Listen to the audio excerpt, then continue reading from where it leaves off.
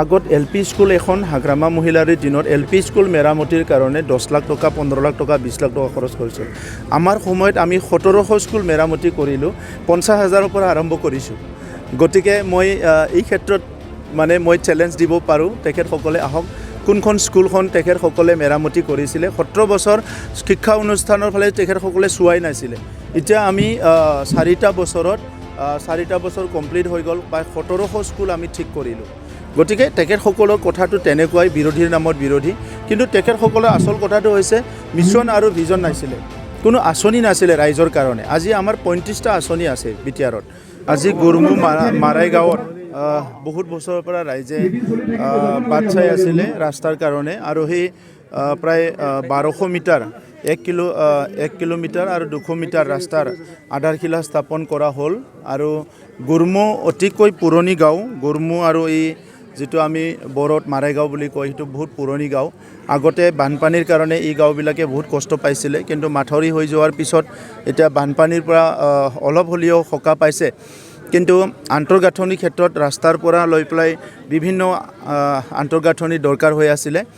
আমি আজি ৰাস্তাখন নিৰ্মাণ কৰিলোঁ। আৰু লগতে গুৰমু হাইস্কুলৰ কাৰণে, গুৰমু হাইস্কুলখন হায়াৰ ছেকেণ্ডাৰী কৰাৰ কাৰণে তেখেতসকলে আবেদন কৰিছে। মই অসমৰ শিক্ষামন্ত্ৰী আৰু মুখ্যমন্ত্ৰী ডাঙৰীয়াৰ লগত আলোচনা কৰিম। কিন্তু গুৰমু হাইস্কুলখন অতি পুৰণি হাইস্কুল, তাত ক্লাছ কৰাত অসুবিধা হৈছে। হাইস্কুলত 50 লাখ টকা দিয়া হ'ব, যাতে ভালকৈ বনাই ল'ব পাৰে। ইয়াত এটা পুখুৰী আছে, পুৰণি পুখুৰী। এই পুখুৰীখন আগৰ নিচিনা অৱস্থাত নাই। গতিকে ইয়াত বালি পুতিছে, কিবা হৈছে, এইবিলাক চব ঠিক কৰাৰ কাৰণে মই ফিচাৰী ডিপাৰ্টমেণ্টক দায়িত্ব দিম, যাতে গুৰমুৰ পুখুৰীটো ভালকৈ কৰি ৰাখিব পাৰে। তেতিয়া এই এৰিয়াত ৱাটাৰ যিটো ৰিজাৰ্ভেশ্যন কৰা বা ৱাটাৰ ষ্ট'ৰ কৰাৰ কাৰণে এইটো ভাল হ'ব। আৰু লগতে মাছ পুহিব পাৰে, কমাৰ্চিয়েলি ইউজ কৰিব পাৰে, বিভিন্ন ক্ষেত্ৰৰ কাৰণে গুৰমুৰ এইটো পুখুৰীটো আমি ৰিভাইভ কৰিম। লগতে আমাৰ গুৰমু যিটো বাথৌ মন্দিৰ, তেখেতসকলে ফাণ্ডৰ দৰকাৰ আছে, বহুত দিনৰ পৰা কৈ আছিলে। মই তাতো 10 লাখ টকা দিম বুলি কৈছোঁ। আৰু ৰাইজক যাতে সকলো মিলিজুলি ভালকৈ থাকে। আমি আজি শান্তিৰ বিটিআৰ এটা গঢ়িব পাৰিছোঁ সকলোৰে সহযোগত। গতিকে এই শান্তিৰ বিটিআৰটো কোনো কাৰণত যাতে বিনষ্ট নহয়, সেইকাৰণে শান্তিটো ধৰি ৰখাৰ কাৰণে আমাৰ সম্প্ৰীতি মিলাপ্ৰীতি যিটো পৰিৱেশ আহিছে, সেইটো ছাষ্টেইন কৰাৰ কাৰণে চবেই আগবাঢ়ি আহিব লাগিব। আগত এলপি স্কুল এখন হাগ্ৰামা মহিলাৰীৰ দিনত এলপি স্কুল মেৰামতিৰ কাৰণে 10 লাখ টকা 15 লাখ টকা 20 লাখ টকা খৰচ কৰিছিল। আমাৰ সময়ত আমি 1700 স্কুল মেৰামতি কৰিলোঁ, 50,000ৰ পৰা আৰম্ভ কৰিছোঁ।